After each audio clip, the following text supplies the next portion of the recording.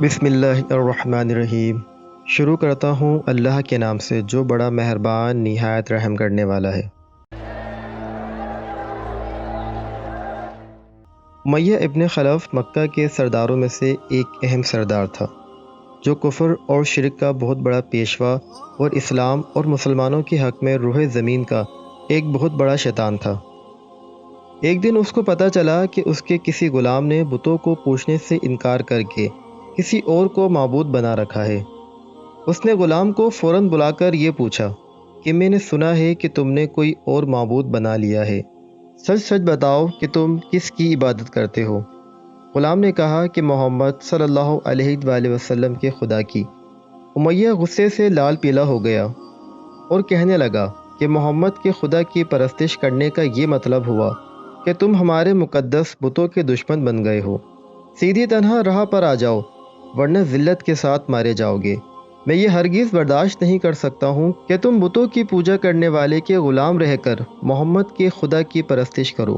وہ غلام جو توحید کے سچے دل سے شیدائی ہو چکا تھا، اس نے بے دھڑک امیہ کو جواب دیا کہ میرے جسم پر تو تمہارا زور چل سکتا ہے، لیکن میں اپنا دل اور اپنی جان محمد صلی اللہ علیہ وآلہ وسلم اور اس کے خدا کے پاس رکھ چکا ہوں۔ اب اللہ کی عبادت ہی میری زندگی کا مقصد ہے، اور تمہارے خود سے بنائے ہوئے بتوں کو پوجنا میرے بس کی بات نہیں ہے۔ یہ جواب سن کر امیہ بن خلف غیظ و غضب سے دیوانہ ہو گیا۔ ایک غلام نے اسے بے دھڑک جواب دے دیا تھا۔ اس نے غصے سے کہا، اچھا تو پھر تو اپنی بے دینی کا مزہ چکھ، دیکھوں گا میں کہ محمد اور اس کے خدا تجھے کیسے بچاتے ہیں۔ امیہ کے تشدد شروع ہو گئے۔ مکہ کی زمین گرمی کی سبب بڑی مشہور تھی۔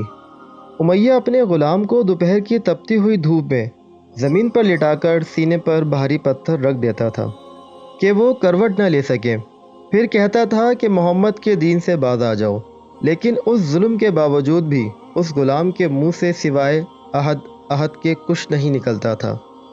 امیہ مزید غضبناک ہو کر اذیتیں مزید بڑھاتا جاتا۔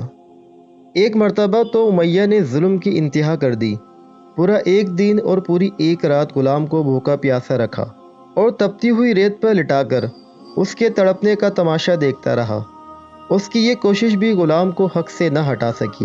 آخر تھک ہار کر امیہ نے مکے کے بدمعاش لڑکوں کو بلایا اور ان سے کہا کہ اس غلام کو اتنی اذیتیں دو کہ یہ محمد اور اس کے خدا کا نام لینا بھی بھول جائے۔ یہ لڑکے امیہ کی خوشی حاصل کرنے کے لیے اس بے بس غلام کو بری طرح مارتے پیٹتے تھے، جسم کے کپڑے اتروا کر لوہے کی چادریں پہنا کر تپتی دھوپ میں کھڑا کر دیتے تھے، لیکن غلام کی زبان سے عہد عہد کے سوا کچھ نہیں نکلتا تھا۔ اسلام کی راہ میں بے پناہ اذیتیں سہنے والے صحابی کوئی اور نہیں بلکہ حضرت بلال حبشی رضی اللہ تعالی عنہ تھے۔ انہی ظلم اور ستم کے دوران ایک دن حضرت ابو بکر صدیق رضی اللہ تعالی عنہ کا ادھر سے گزر ہوا۔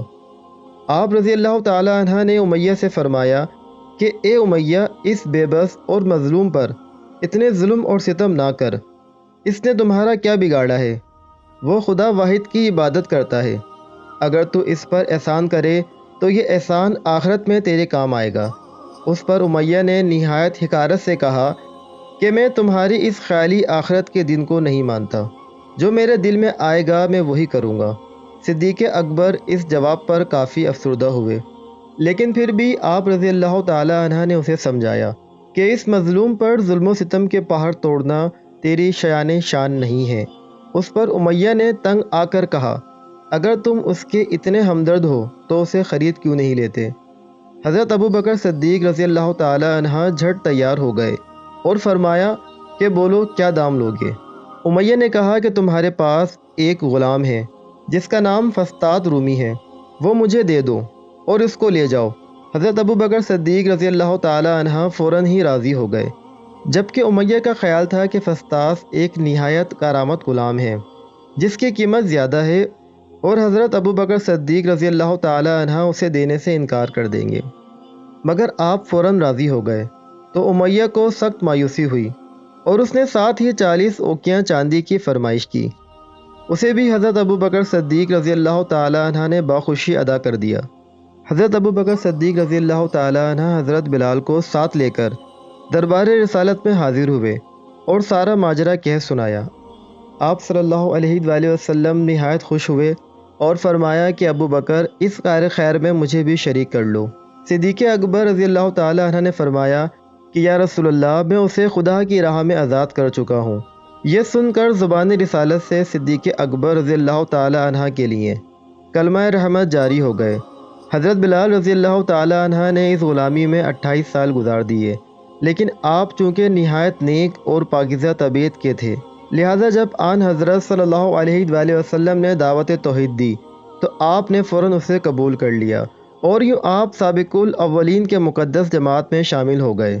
رہائی پانے کے بعد حضرت ابو بلال ہمیشہ آپ صلی اللہ علیہ وآلہ وسلم کی خدمت میں حاضر رہتے تھے اور دل و جان سے نبی پاک صلی اللہ علیہ وآلہ وسلم کی خدمت بجا لاتے تھے۔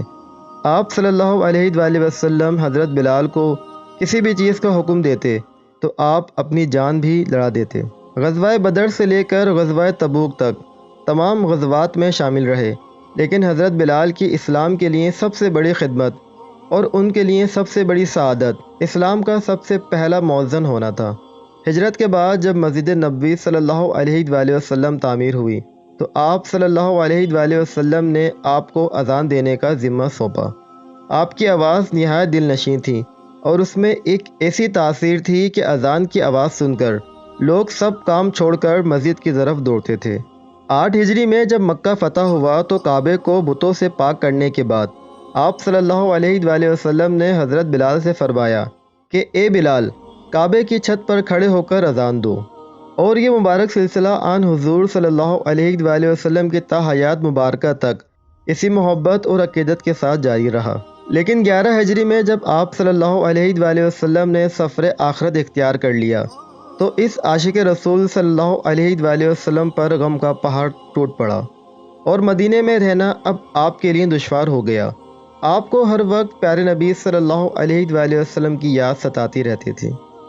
آپ رضی اللہ تعالی عنہ نے آپ صلی اللہ علیہ وآلہ وسلم سے سنا تھا کہ مومن کے لیے سب سے افضل عمل جہاد فی سبیل اللہ ہے، لہذا آپ رضی اللہ تعالی عنہ خلیفہ اول حضرت ابو بکر صدیق رضی اللہ تعالی عنہ کی خدمت میں حاضر ہوئے اور جہاد پر جانے کی اجازت طلب کی، لیکن حضرت ابو بکر صدیق رضی اللہ تعالی عنہ نے آپ کو خدا کا واسطہ دے کر کہا کہ مجھے اس بڑھاپے میں تنہا چھوڑ کر مت جاؤ۔ تو حضرت بلال نے اس شرط پر ابو بکر صدیق رضی اللہ تعالی عنہ کی بات مان لی کہ اب وہ رسول اللہ صلی اللہ علیہ وآلہ وسلم کے بعد کسی کے لیے اذان نہیں دیں گے۔ حضرت ابو بکر صدیق رضی اللہ تعالی عنہ نے ان کی یہ بات مان لی، لیکن آپ کے دور خلافت کے بعد خلیفہ دوم حضرت فاروق اعظم رضی اللہ تعالی عنہ کے دور میں بھی جب بیت المقدس کی تسخیر کے لیے شام جانا پڑا تو وہاں عیسائیوں سے صلح نامہ طے پانے کے بعد حضرت عمر فاروق رضی اللہ تعالی عنہ نے ایک خطبہ دیا اور حضرت بلال رضی اللہ تعالی عنہ سے درخواست کی کہ آج جب کہ قبلہ اول پر توحید کا پرچم لہرا دیا ہے تو اس باعثبت موقع پر اگر آپ اذان دیں تو ہم آپ کے مشہور رہیں گے۔ حضرت بلال نے یہیں اذان دینی شروع کر دی تو صحابہ کرام کی عہد نبوی کی مبارک یاد تازہ ہو گئی اور ان پر رخت طاری ہو گئی۔ شام کے مورچے کے بعد حضرت بلال نے شام ہی کے ایک گاؤں میں رہائش اختیار کر لی، کیونکہ مدینے میں ہر وقت آپ کو آپ صلی اللہ علیہ وآلہ وسلم کی یاد ستاتی رہتی تھی۔ لیکن ایک دن آپ نے خواب میں آپ صلی اللہ علیہ وآلہ وسلم کی زیارت کی۔ آپ ان سے فرما رہے تھے کہ اے بلال، کیا ابھی وقت نہیں آیا کہ تم ہماری زیارت کے لیے آؤ؟ اسی خواب نے آپ کو بہت تڑپا دیا اور آپ بیتاب ہو کر فوراً مدینے روانہ ہوئے۔ مدینہ پہنچ کر حضرت بلال نے روزہ اقدس پر حاضری دی اور اس درد سے روئے کہ حاضرین بھی عشق بار ہو گئے۔ وہیں حضرت امام حسن رضی اللہ تعالی عنہ اور حضرت امام حسین رضی اللہ تعالی عنہ بھی موجود تھے۔ نانا کے پیارے نواسوں کو آپ نے اپنے ساتھ چمٹایا اور بے تحاشا چوبنے لگے۔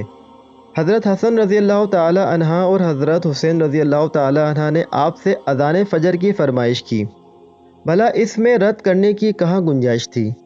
اگلے دن جب فجر کا وقت ہوا تو آپ نے اذان دینی شروع کر دی۔ لوگوں کی آدھی رسالت کی یاد تازی ہو گئی اور لوگ اس طرح روتے ہوئے مسجد کی طرف چلنے لگے جیسے کہ نبی پاک صلی اللہ علیہ وآلہ وسلم کا دور واپس آ گیا ہو۔ ایسا دردناک منظر اس کے علاوہ کبھی دیکھنے میں نہیں آیا۔ حضرت بلال حبشی رضی اللہ تعالی عنہ نے 60 سال کی عمر میں وفات پائی۔ آپ کا مزار دمشق میں ہے۔ آپ کو دربار رسالت میں خاص مقام حاصل تھا۔ آئیے ہم سب اللہ تعالیٰ سے دعا کرتے ہیں کہ ہمیں بھی حضرت بلال حبشی رضی اللہ تعالی عنہ کی صفات میں سے کچھ عطا فرما دے۔ آمین ثم آمین۔